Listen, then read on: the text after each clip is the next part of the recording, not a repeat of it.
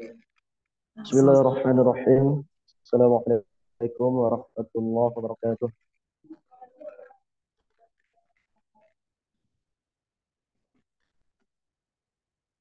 Alhamdulillahilladzi bi ni'matihi tatimmu shalihat wa bi fadlihi tatanazzalul khairat wal barakat wa bi tawfiqihi tatahaqqaqul maqasid wal ghayat.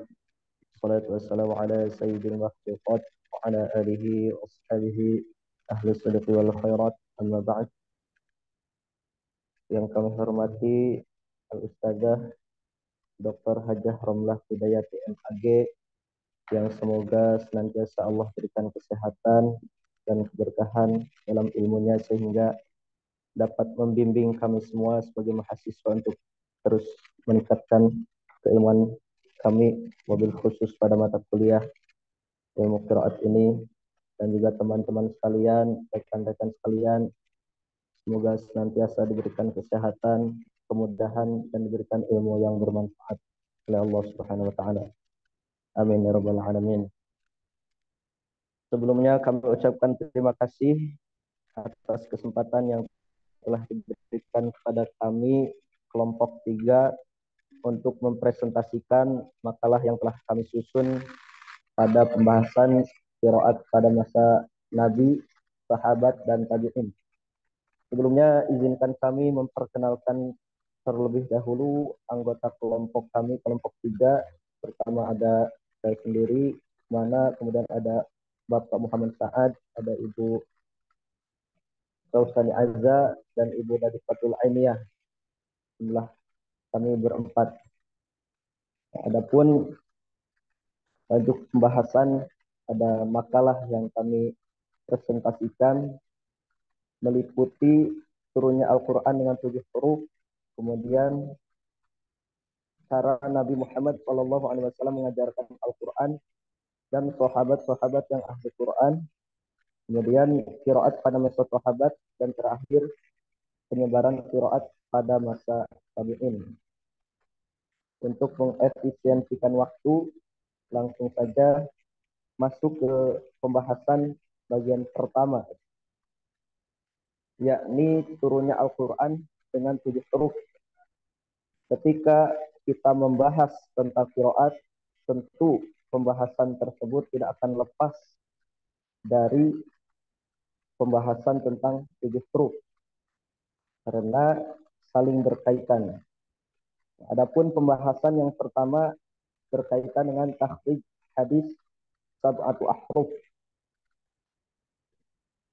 Hadis-hadis yang berkenaan dengan sab'atu ahruf jumlahnya banyak dan telah diselidiki oleh Ibnu Jarir At-Tabari dalam kitab tafsirnya.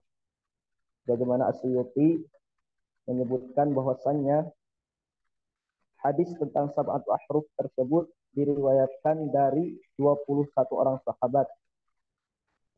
Abu Ubaid Al-Qasim bin Salam menyatakan bahwa hadis tersebut sampai kepada derajat mutawatir.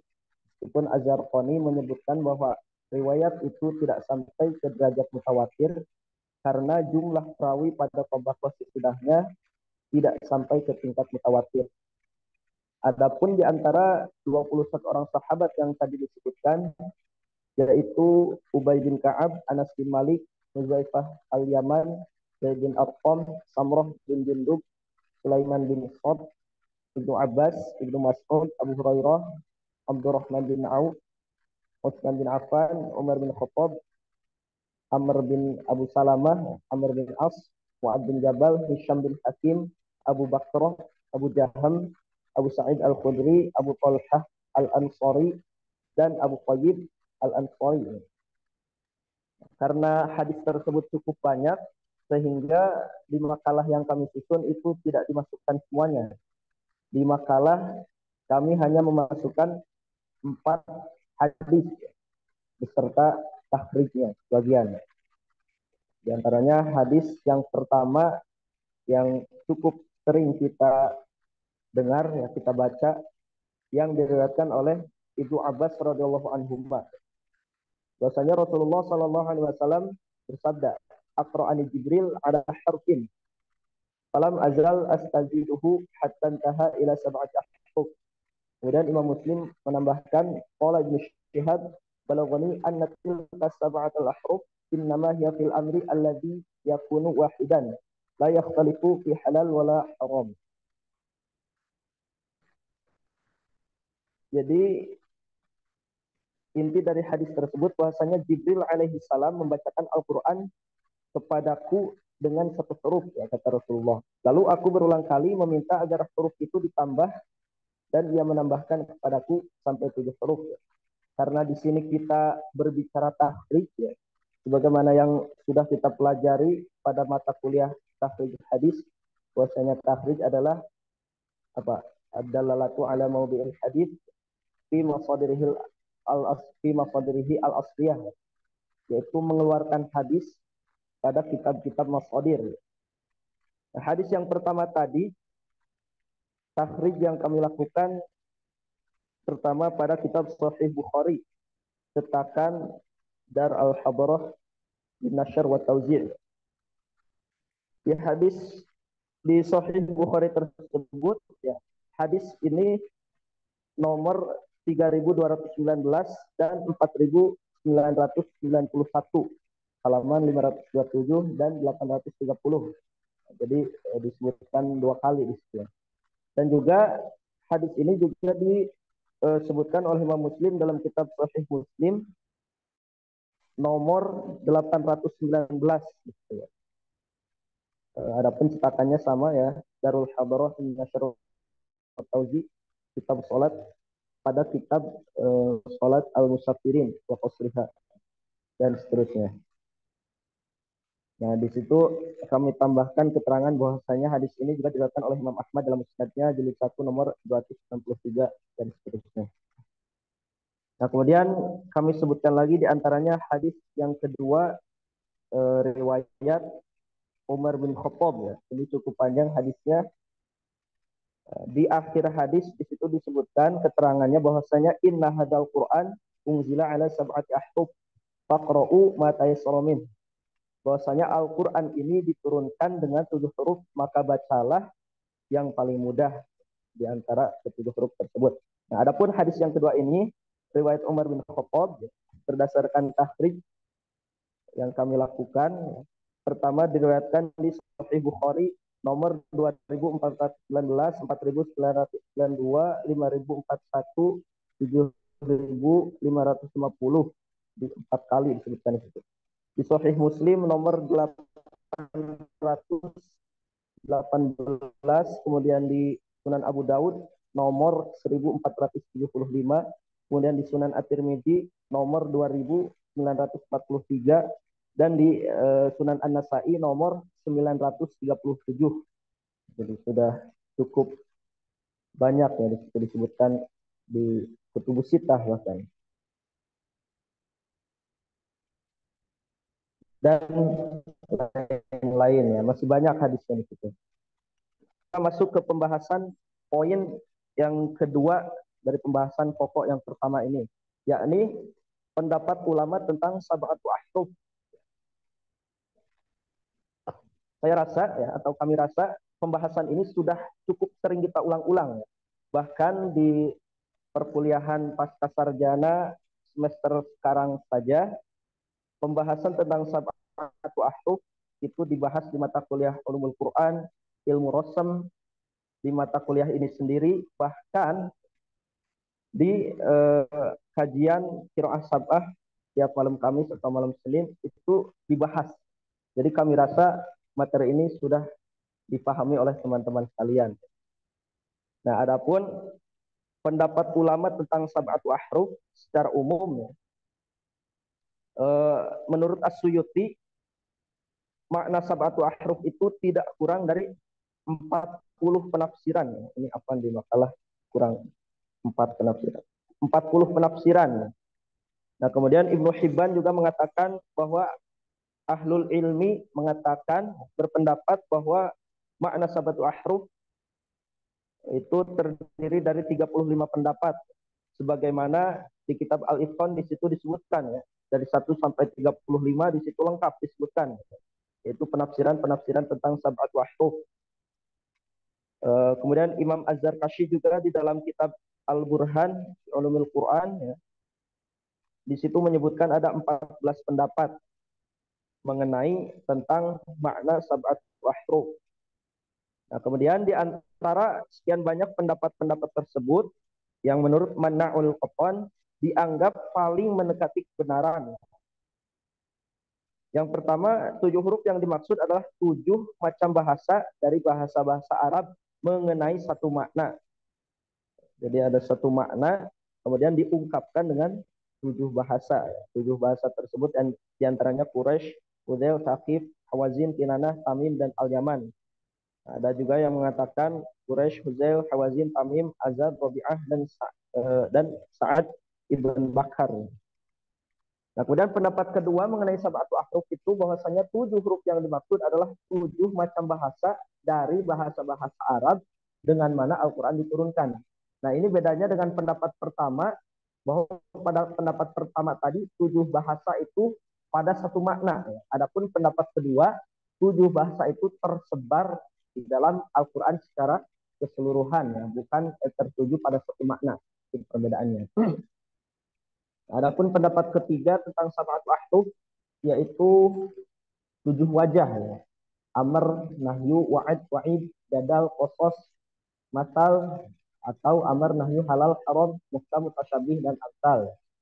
Nah, kemudian pendapat keempat, 7 huruf yang dimaksud adalah 7 macam hal yang di dalamnya terjadi perbedaan yang sudah sering kita ulang-ulang. Yang pertama, ikhtilaful asma ya, perbedaan dalam bentuk mufrad, tasniyah, jamak. Contohnya li amanatihim di surat apa itu Al-Mu'minun ayat 8 walladzina hum li amanatihim wa ahdihim ra'un. Di riwayat lain dibaca mufrad li amanatihim. Nah, kemudian perbedaan pada bentuk fi'il ya, atau ikhtilafut tasrif al-af'al. Contohnya di sini di surat Saba ayat 19. Faqalu rabbana ba'id bain asfarina wa zalamu anfusahum al-ayah. Nah, di riwayat lain di situ dibaca rabbuna ba'ada ya. Rabbuna ba'ada. Adapun penjelasan lengkapnya bisa rekan-rekan lihat di makalah ya, terkait i'rabnya di situ. Dibaca robbana berarti apa, kemudian rabbuna berarti apa. Ya, rabbuna berarti menjadi apa di situ? Mubtada ya, mubtada. Kemudian perbedaan bentuk i'rab. Contohnya di surat Al-Baqarah ayat 282. Wala yudharra katibu wala syahid. Di riwayat lain dibaca juga wala yudharru, wala yudharru. Kemudian perbedaan dengan mengurangi dan menambah ya. Naqis dan ziyadah. Contoh di surat Al-Lail ya, ayat 3. Wa ma khalaqan dzakara wal unsa. Di riwayat lain dibaca wa dzakar wal unsa. Jadi ma khalaqanya tidak disebutkan, berarti dikurangi ya. Naqis. Kemudian perbedaan dengan mendahulukan dan mengakhirkan. Contoh di sini di surat Ar-Ra'd ayat 31. Afalam yai asil ladzina amanu. Di riwayat lain dibaca dengan mendahulukan hamzah dari ya. Jadi baca afalam ya yasil ladzina amanu. Contoh lain misalkan surat At-Taubah ayat 111. Fayaqtuluna wa yaqtalun, dibaca sebaliknya berarti. Fayuqtalun wa yaqtulun. Kemudian perbedaan dengan penggantian atau tabdil. Contoh di surat Al-Baqarah ayat 259. Wangdur ilal idhami kaifa nunshizuha. Di riwayat lain dibaca nunshiruha. Jadi pakai ro di situ dari dengan nunshiruha. Dan yang terakhir dari pendapat keempat ini perbedaan lahjah atau logat seperti fath, imalah, artik, tafhim, izhar, ilgham, dan sejenisnya. Contohnya di surat Toha ayat 9 pada ayat wahal ataka haditsu Musa. Kata atau kalimat ata dan Musa Di riwayat lain dibaca dengan imalah. Nanti atau mungkin teman-teman yang ahli qiraat lebih paham. Mungkin dibaca AT, etnise, Allah alam itu teman-teman yang lebih paham.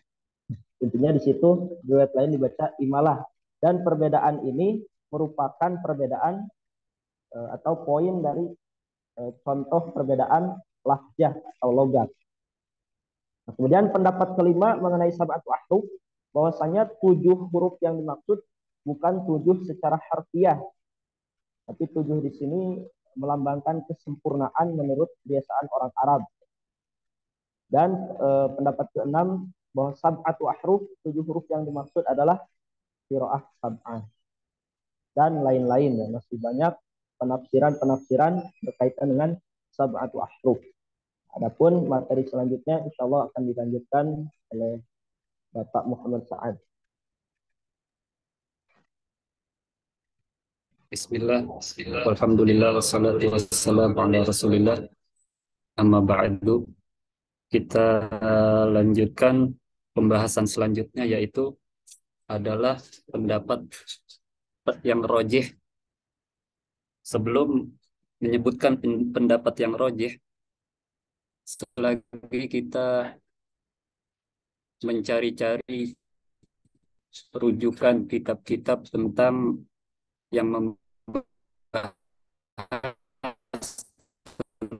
tentang al-ahrufus sab'ah, isul ahrufis sab'ah, yang dikarang oleh Syekh Abdul Aziz Abdul Fattah. Beliau merupakan murid daripada Syekh Muhammad Amin Asy-Syinkiti yang mempunyai kitab Adwaul Bayan fi Idhahil Quran bil Quran yang 12 jilid.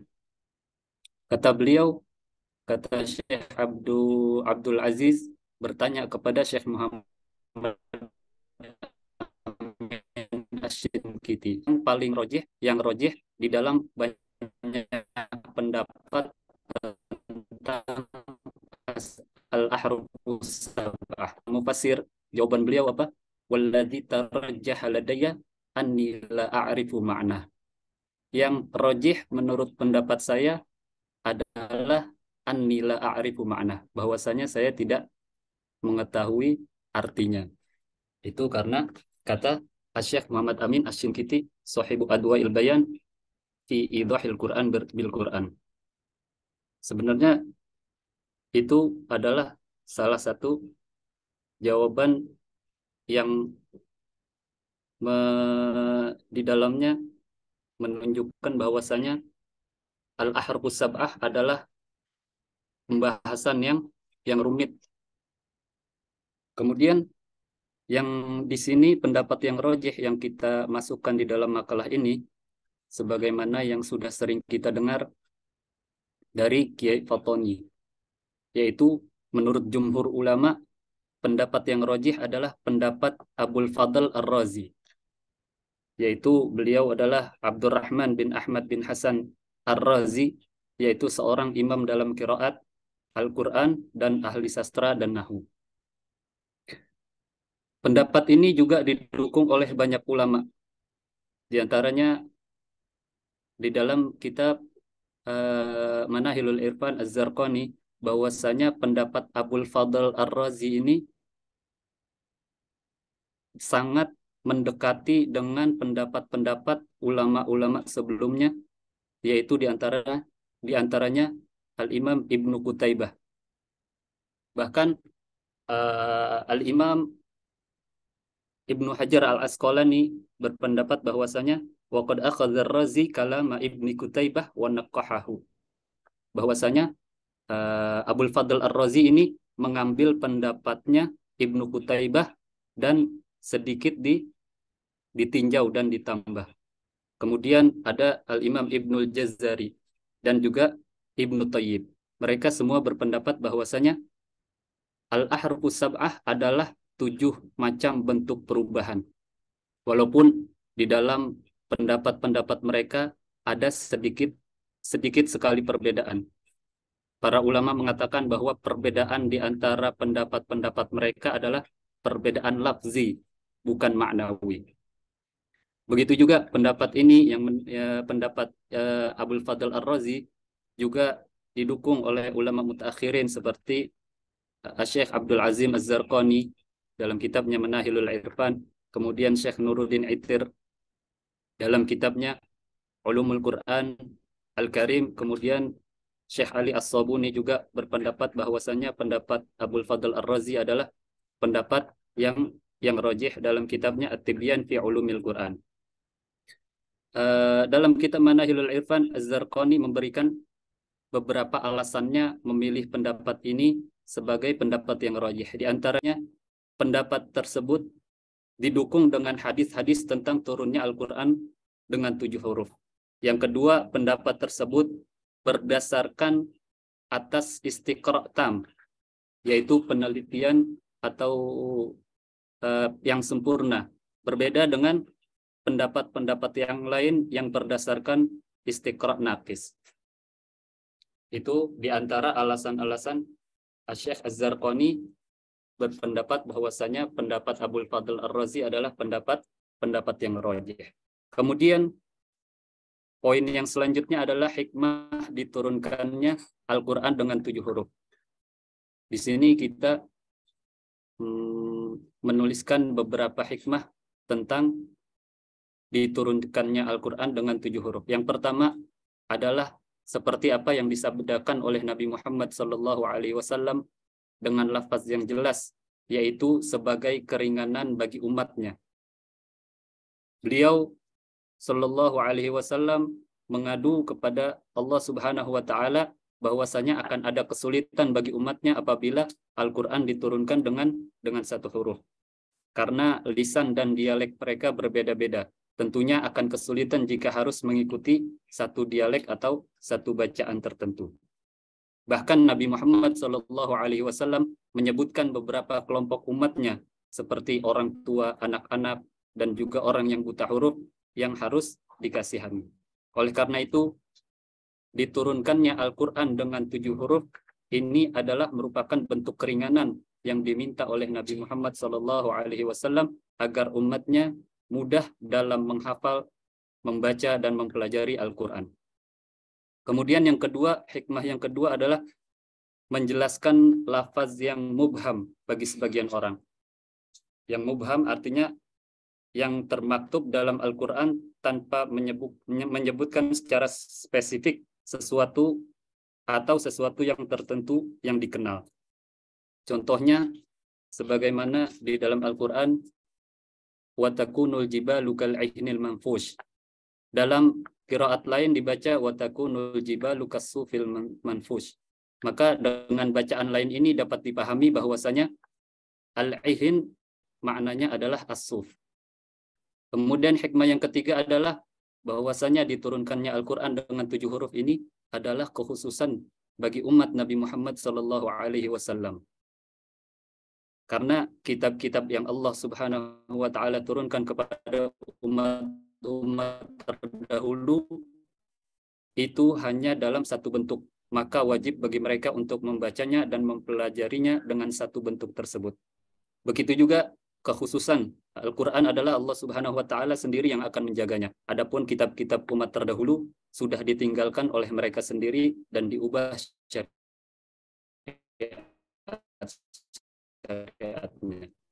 Yang keempat, hikmah yang keempat adalah